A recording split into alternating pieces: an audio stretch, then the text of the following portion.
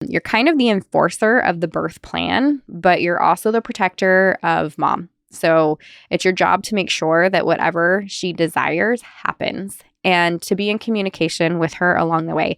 It doesn't look like you're going to be asking her a bunch of questions, especially things she has to say more than a yes, no to. But you do want to be able to check in with her in some way. And so that communication, hopefully you guys are good at that before labor begins, but you'll be able to tell by her body language, you know her best. And when certain things are being recommended or said, you can pick up on how she's feeling and what she needs. Let's dive into this episode, which is all about 7 ways that your birth partner can support you during pregnancy, labor, and birth. So let's hear it. I think your birth partner plays a pretty crucial role when it comes to your pregnancy and birth. Obviously, they helped you get there. They definitely need to be a part of the process. And I think there's nothing that's going to bring you guys closer. That's just the process of being pregnant and giving birth together. And as time goes on and as you have more babies, if that is what you choose to do, I think that bond just increases and it gets better and better over time. And it's challenges like learning how to do it a couple of times or working through the process of it that really does bond you guys together. And the truth is, like, we need each other. Mom and dad need each other through this process. And moms especially need dads to do some specific things during labor for the process to go smoothly. So let's talk about those today. The first, I think as we go through, these are going to seem obvious, most of them. I'm going to give you very specific things that you can do too that you may not be thinking of, even things to take with you to help along the way. But I think that's okay. I want them. I don't think there's any like big, flashing lights, like aha moment here. I think as I go through these, you're going to be like, okay, yeah. And sometimes it just takes somebody kind of like saying it out loud for you to be like, okay, that's what I thought. And so now I can kind of go off of what I was feeling. So with that, number 1, be an active participant all along the way. And that includes learning. So like the big thing with dads, right? Especially when we're talking about like birth courses and stuff or like learning, maybe listening to the podcast, things like that. You want them to be engaged as much as possible. And so dads, if you're here listening today, as boring as it may sound, once you start learning, I know that you're actually going to be getting excited about the information. And I know because I have hundreds and hundreds and hundreds of people who tell me all about this, and my husband was one of them. So, but you need to be informed. Dads need to understand the process just as well as moms, because mom will be at a point during her labor where we call it labor land, right? And she won't be necessarily, not that she won't be clear-minded enough, but she might not be able to verbalize the things that she needs to be done during the process. And so dad should know very well what she desires, but also know her. You need to know her and who she is and why she wants the things that she wants so that you feel comfortable and kind of stand as that rock advocating for her. But as far as like what to know for the process, and dads do get excited about this along the way, but understanding how the body works. So understanding what tests are coming up, how to speak with providers, what questions you bring, and all of that is wonderful. Understanding how the physical body works and the mental and emotional side of things. But the mechanics of the body is actually, I feel like, probably one of the most interesting things to men. And actually, I think it's equally as interesting to women. But because men are that way, like they want to be able to fix things, what can they do to like step in? And they have to understand what's happening in order to be able to do that. So understanding the processes of birth, and that includes that like what's happening during pregnancy, what happens early first stage. So during those early contractions, and what's mom doing and how is she feeling, and what are some different things that she can do to work through them, what's happening on the inside, that dilation and station and effacement, and all the things that are happening to baby and cervix, that movement and all that stuff. On to the next part, that active stage of labor, into transition. So active stage is where things get longer, stronger contractions, longer, stronger, closer together, more intense, mom's more focused, and into transition. So transition, and if dads know this is coming, then they know how to stand strong and be supportive of mom when it's happening. And certainly dads, if you've been at a birth before here with your lovely wife or your birth partner, and you've seen them kind of work through this before, then certainly the next time becomes a little bit easier to be like, okay, she needs encouragement and love right now. Like she can do this. We just need to get through this portion here. But even if it is just your first time, just know that after contractions are really long and strong and close together, so maybe they're coming every 2 minutes and they're lasting for a minute to a minute and a half, she's barely getting a break. They're right on top of each other, right? They hit this point where it's like, yeah, I can't, like mom feels like I can't do this anymore, But what's happening inside is that final stretch of the cervix. And there's a lot of things happening inside, but it really is just that final push into that like complete dilation and the movement of the baby down into that Ferguson reflex, which tells her to push. And so when dads learn and they understand and you're like, okay, yeah, she's going to feel like I can't do this anymore. And that's like, a very common time to like, just give me the epidural. Like I really, really cannot do this anymore if you're in a hospital setting. Dads just know, you look at her and you say, look at me, like open your eyes, look at me. You are doing it. You are doing it right now. So learning along the way, really having the education behind it. And then along with mom's preferences, what is important to her and why. If she talks to you and she tells you like, look, I don't want to wear the hospital clothes and I don't want an IV. And you guys go into the hospital setting and the providers are like, yeah, but just in case, blah, blah, blah. And he's like, well, why don't you just do that? But in the back of your head, you're like, no, like I know that if I have something in my arm, it's going to bug me the whole time and I'm not going to be able to relax during contractions. Or if I have to wear these clothes and I'm worried about this and that. If you know that those things are going to bug you or that they're important to you for whatever reason, you have to relay that to dad. You have to tell your birth partner, and he has to be invested into the why behind you're doing what you're doing. Because when those things come up, you want him to be on your team all the way. And not just because she said so, although that's great. If there's nothing else happening there, like you better at least be supporting mom, right? But what we're hoping for is that because of that communication and you really, really knowing and loving her, that dads, you're going to be like, yes, 100%. Like, I totally get why she needs this. And so when nurse is saying whatever and mom's trying to like focus through her contractions, you can just step in and say, hey, we talked about this before. That's really important to her. We'd really just like that to be the case, please. And people back off. She's like, okay, what are you going to say? So dads really need to know the whys behind it, and the what to expect, right? And then I think along with that knowledge comes what's physiologically normal. So understanding what is normal for birth and what can be a little bit tricky. That way, when providers are making recommendations during labor, you can say like, oh, I already know that that's actually like something that's normal that actually in this setting isn't maybe treated as normal. And so we've already made a decision about this, or I'm like comfortable telling mom that like, hey, this is just a normal part of labor and this is stuff that they have to offer you or say to you, but whatever you want to do is okay. But dads need to understand the why behind that. So when they're communicating with the people, with the providers and things, or they're receiving recommendations, they know why you would be choosing to do one thing or the other. Understanding how birth works goes along with that, the process of birth, kind of like I talked about. So not just what's happening with mom and inside the body, but what's happening with baby and all of that. And that it doesn't always go exactly as you would plan it to go. So it doesn't always, moms have an average labor of 12 hours and they progress about a centimeter an hour, whatever it is. That's not exactly how it goes, even though that might be how it is wanted to go in certain settings. So understanding that is really important.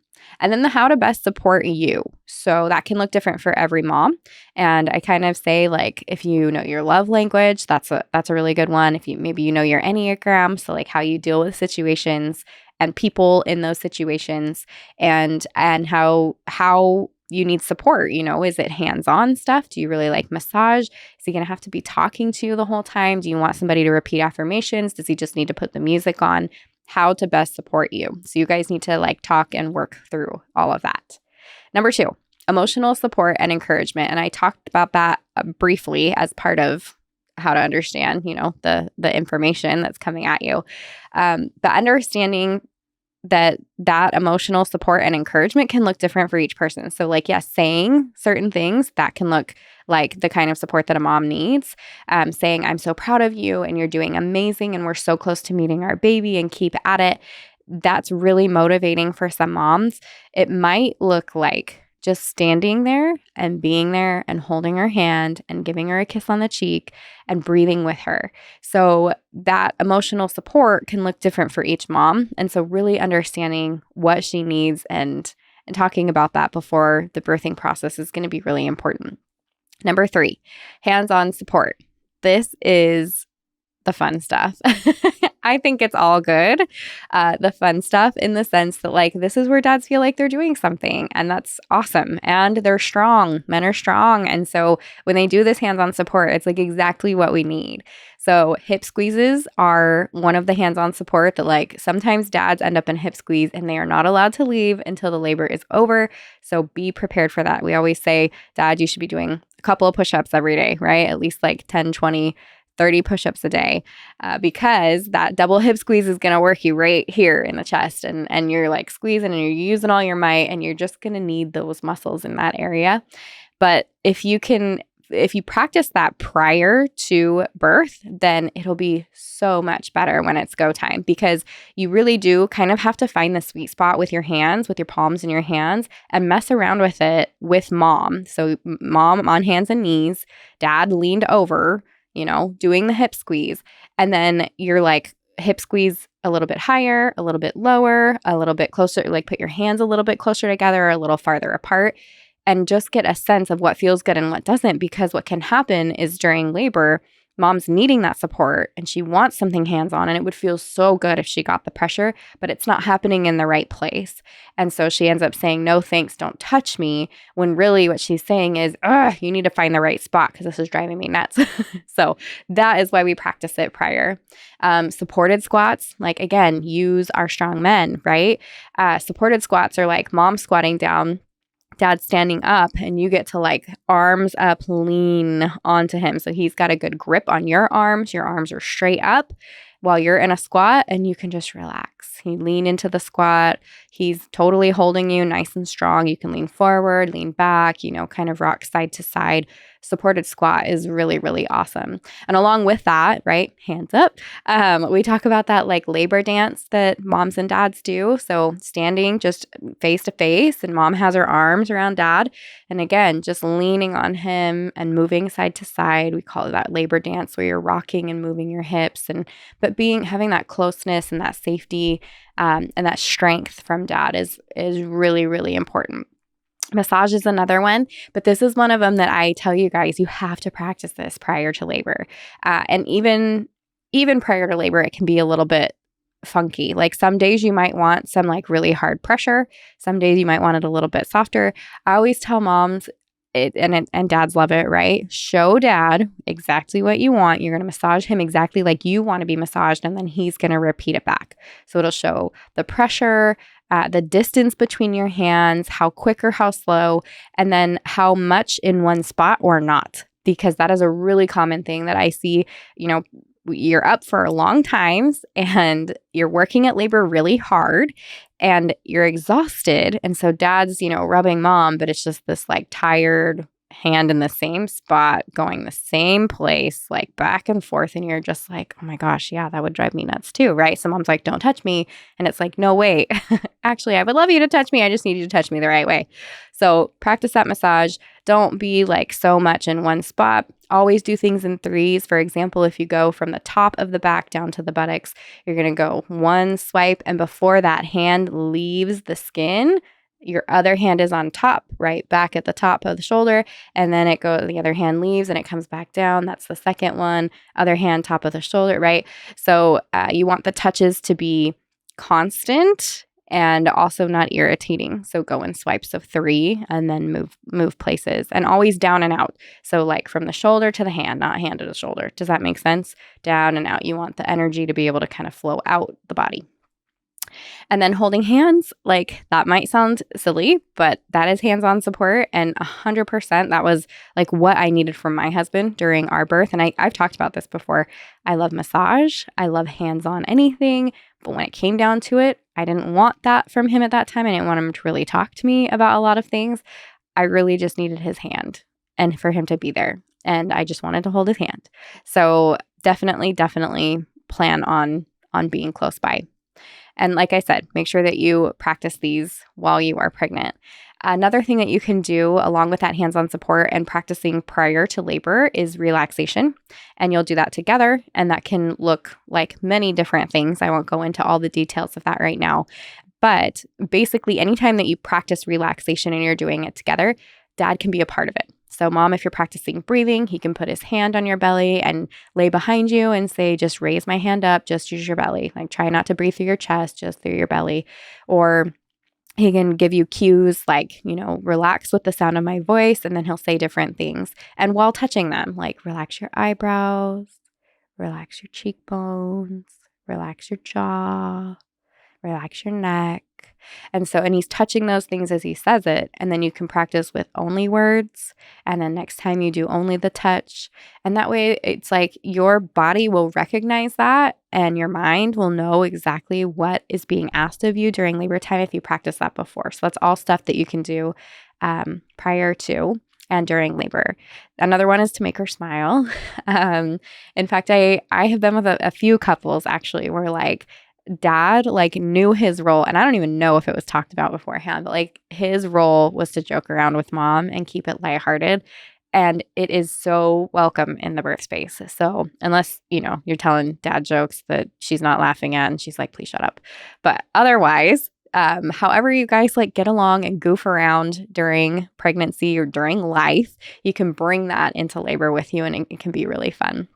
And then again, just be strong, hold her up, help her turn over during labor, be her rock, help her get on and off the toilet, like honestly, whatever she needs. And she needs your strength during this time, be that for her. Number 4, reminding mom to change positions.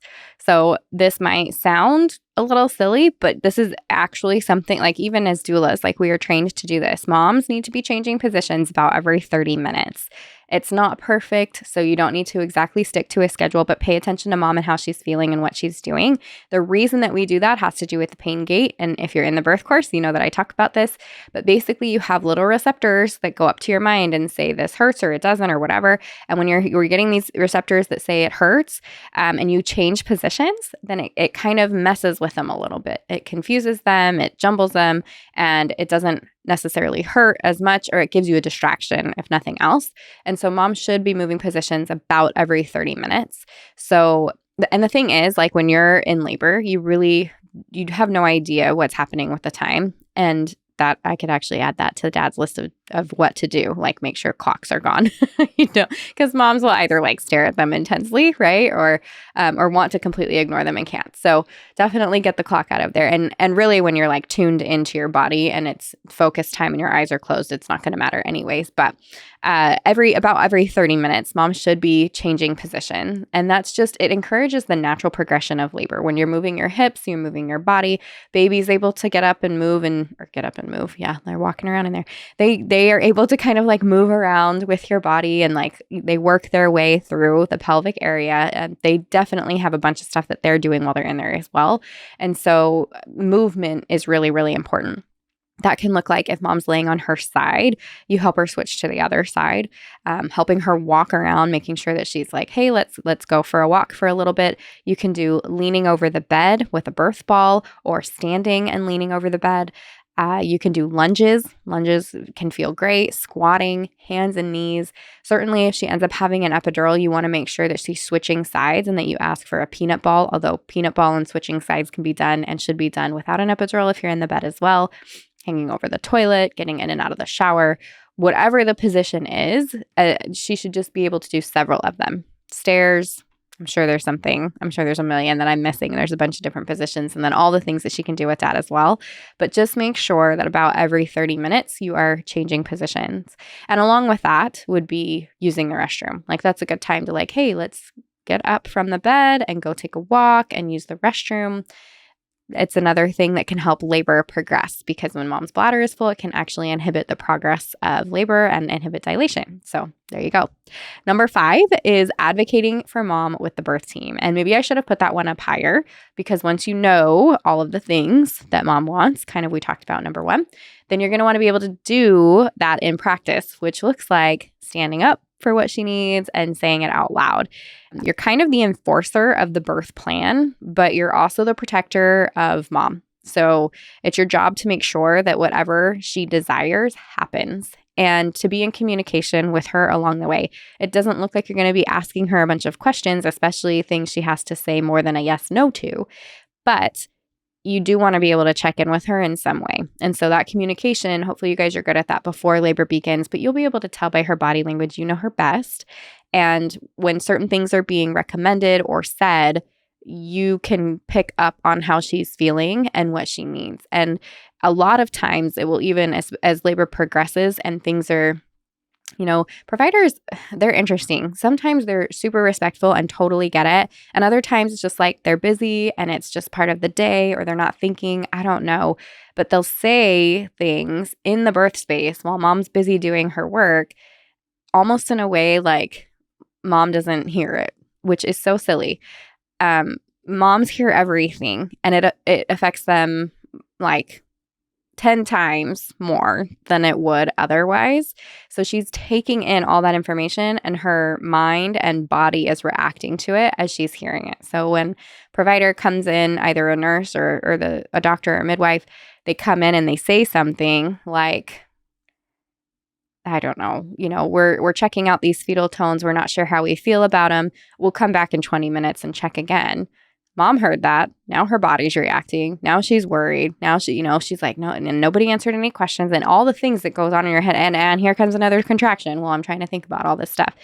So it's really important that, Dad, you kind of like stand at that place and you ask questions that she's going to want the answers to, so that she can hear it while she's laboring. And also that when these people come into the room, before, during, and after, when you are talking to them, you are saying things like, you are doing a great job, honey. Keep it up. Like, isn't she doing such a great job? And the only thing they're going to be able to say is yes, of course, And so when they're saying something like, oh, we're not sure about these heart rates or whatever, well, she's doing such a great job. And what are you concerned about with the heart rate? Can you tell me a little bit more? Just getting information, being really positive, using the nurses or doctors, first name or doctor, whatever, respectfully, however you want to respectfully address them. And so mom knows who they are too. Like, oh, yes, Nurse Stephanie, we're, thank you for taking such good care of us. And isn't she doing so great? And honey, you're doing so good. Keep it up. And that kind of attitude just transfers. It transfers to the birth team. And so if you can have that happy, positive attitude as best as you can, that will transfer. And then getting all that information. So you're announcing who they are, like, hey, nurse, whoever, hey, doctor, whatever. And then you're asking those questions that she would want to hear. And then always make sure that you're kind of using that BRAIN acronym. Oh, what are the benefits of doing what you're recommending? Are there any risks involved? Are there any alternatives? And, and then mom can lean on what's your intuition telling you? And do you want to just say no, or that you need some more time? And in the meantime, you can say, okay, yeah, I'd love to discuss that with her. She's working really well through these contractions. So I'll give her a couple more, and we can discuss that and get back to you. That is what it looks like to advocate for the birthing mom. So do that thing. And then number 6, offer mom sips of water is important. Yeah, we talked about going to the bathroom. It's because you will be drinking lots of water, because you will get dehydrated if you do not. So dads, your job is to offer lots of water.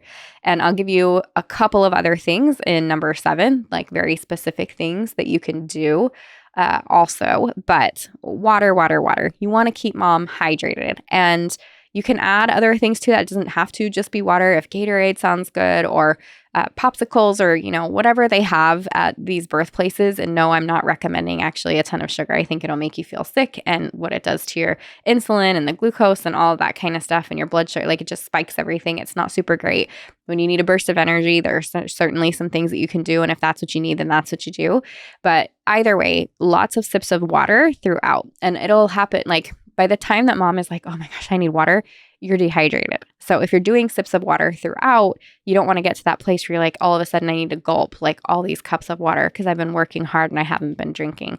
I mean, if she does get to that point, you want to let her have a lot of water too. But you won't be thinking about your water intake likely during labor unless you hit that point of dehydration. So you guys talk about this before, but dads, you should be offering it lots and lots and lots of times, so anytime she's changing position, anytime she's using the restroom, like just think of every 30 minutes at a minimum, and then mom take more sips in between if you can. Otherwise, give it a good go about every 30 minutes. But so if you're thinking of the every 30-minute rule, and I don't know that it's actually a rule, but we'll say just every 30 minutes, you're going to offer sips of water, have her go to the bathroom and change positions. And it can be in whatever order makes sense, but just make sure that it happens. Number 7, be prepared. So I'm going to give you a couple of things that you can do or bring with you that will help you be a little bit more prepared when it is go time.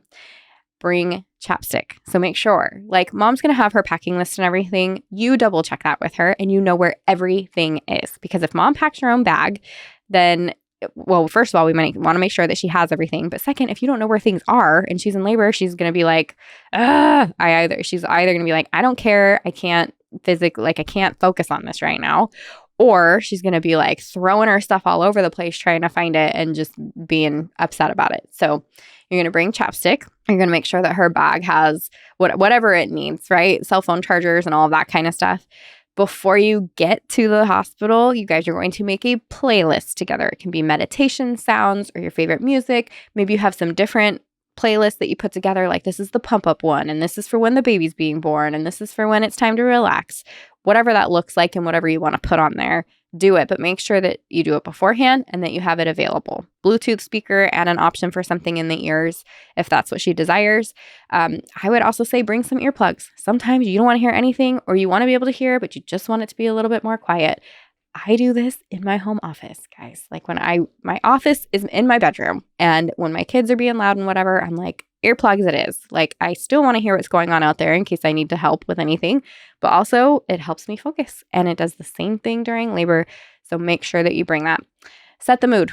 That is your job, to put up flicker candles or turn off the lights or make sure she has any blankets and extra pillows, anything like that beforehand. I would also, if you are birthing in a hospital setting or in a birth center, which they'll usually tell you in a birth center where things are, but in a hospital setting, like first thing I do as a doula when I walk into a birth room is I go through all the cabinets. Okay, where are the checks pads? Where's the extra underwear and all of the stuff for mom?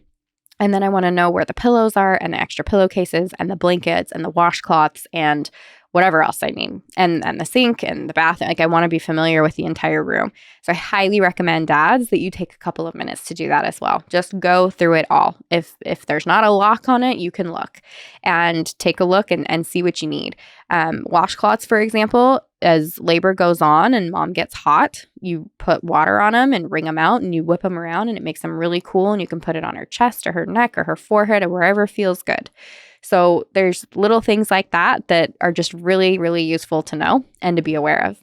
Bring a heat pack. So we always say, right, if you need just like a quick, and it works perfectly, you guys, and it is so cheap. You just grab one of your husband's long socks. You just do a long sock. You put a bunch of rice in it and tie it off, and you can heat it up, and the rice holds the heat wonderfully. And I always say bring 2 to 3 so that you can swap them around. You can also bring an essential oil along with that. You can drip it right on there, or you can have mom smell the essential oil while you do the rice.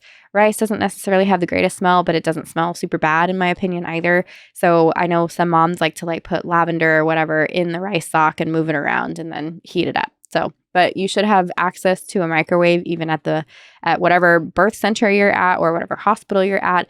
And in my opinion, they last longer and better than like doing the heat pads or the like heat packs that they like break and bring to you and then die. And you're like, okay, I have to ask for like 20 more of these because labor is lasting a long time and she's got back labor, you know? Bring your own stuff. I think it works so much better. Bring snacks for yourself and for mom. You should absolutely have something to fuel yourself and make sure that it is not just a bunch of carbs like crackers and chips and dip and whatever. You want to bring either like something with protein, and protein bars can work. I like to bring things like beef jerky or like turkey sticks, something that has a little bit more to it. And if there is an opportunity and you have somebody to switch you out and labor is a long time and mom is resting and doesn't need you, yes, there can be an option to go and grab something. I always say go and grab something and eat it quickly rather than having something come to the room, because mom's smells are heightened just like in pregnancy, but even more so in labor, and she might just be super mad if you do that. In fact, I did have a dad, and I can't remember what he ordered exactly, he ordered food and it came in and there were like these chili fry, like you could smell all of it, and it was garlic something. And I remember mom just like glaring, and I'm like, yeah, exactly. Thought we talked about that. But those smells, it's real. So you bring snacks for you, snacks for mom. Make sure that you are taking care of yourself too. Stay hydrated and all of that kind of stuff because you don't want to tank when she needs you most. So keep that in mind. Pee before you can't pee anymore. There is going to come a point where you are not going to be able to leave mom no matter what your body needs to do.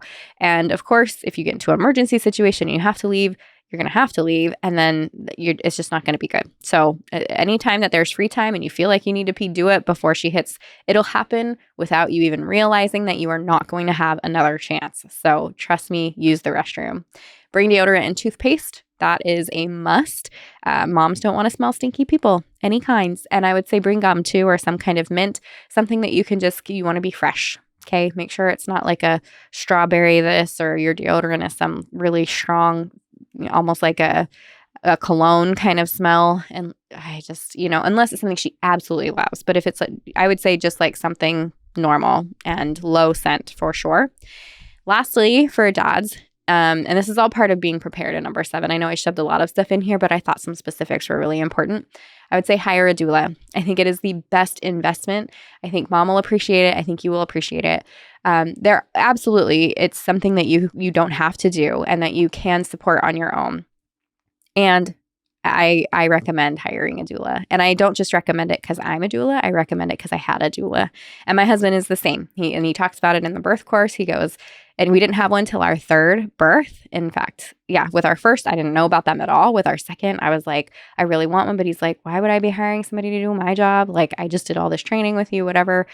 And he felt that way actually with our 3rd birth, but that birth was at home. And so he just agreed to allow me to hire a doula. And it was nice of him to agree. I was going to hire the doula no matter what. So doula came and he was like, that was the best thing ever. Like, she was just there supporting. Like, I felt like I could fully support, and she was just, I don't know. And it was great for both of us because then I was like, I trust what she's saying. Like, when she tells me I'm doing great, I don't know. It is so, so worth it. And it's for dads. It is not just for moms. Doulas are for dads too. Lastly, I wanted to give you kind of a what not to do list. So those are all of the really good, important things to do. Here's what not to do. Don't fall asleep. Now, if you are a dad that works late hours, or your body and you're going to fall asleep, or whatever, that you're going to come up against that, then you absolutely hire a doula or have her mom come. If that is a good person to have in the room, she needs support. So if you know that that's something you're going to be dealing with, then definitely make sure that she has the support that she needs. Don't eat yummy, smelly food during labor. Don't choose anything that has really strong scents. Even the beef jerky and stuff. I use like it would be like teriyaki or unscented, unflavored. And you want to make sure I open it before I get there. Because the first time you open the beef jerky, how it's a really strong smell. You want to pick things that they have almost no scent to them. So pay attention to that. And then don't be easily offended. Do not be easily offended. Talk about this before you go into labor, before mom's in labor, because it's not uncommon for dads to get offended during labor, but it's also not necessary. Mom is doing her thing and she's focused. And a lot of times her responses are kind of quick to the point, maybe a little snappy, or it seems that way. It's just because she has to communicate quick and she needs to get the information across immediately. But it doesn't mean that she is mad at you or anything like that. Trust me, I promise. Once that baby is here, she is just going to be like, oh my gosh, I couldn't have done this without you. Thank you for existing and being here with me. So trust me on that one. And then do not leave her side unless she asks you to. So that's where I was like, when you have to pee or you have to eat or whatever, you don't just leave. Do not do it. You talk with her and you talk with her closely. And oftentimes, earlier in labor, moms will be like, hey, I'm feeling good right now. You should go eat before you don't have a chance. And anyway, so go off of what mom is saying 110%. But those are my 7 ways that dads can support moms during labor. I hope you enjoyed it. If you guys have any other questions or you have other recommendations that you want to add on, go ahead and shoot me an email at hello@myessentialbirth.com or hit me up at myessentialbirth on Instagram, and I will add it to this week's posts, or I'll talk about it on IG stories. So you guys have a great week, and I will see you next time.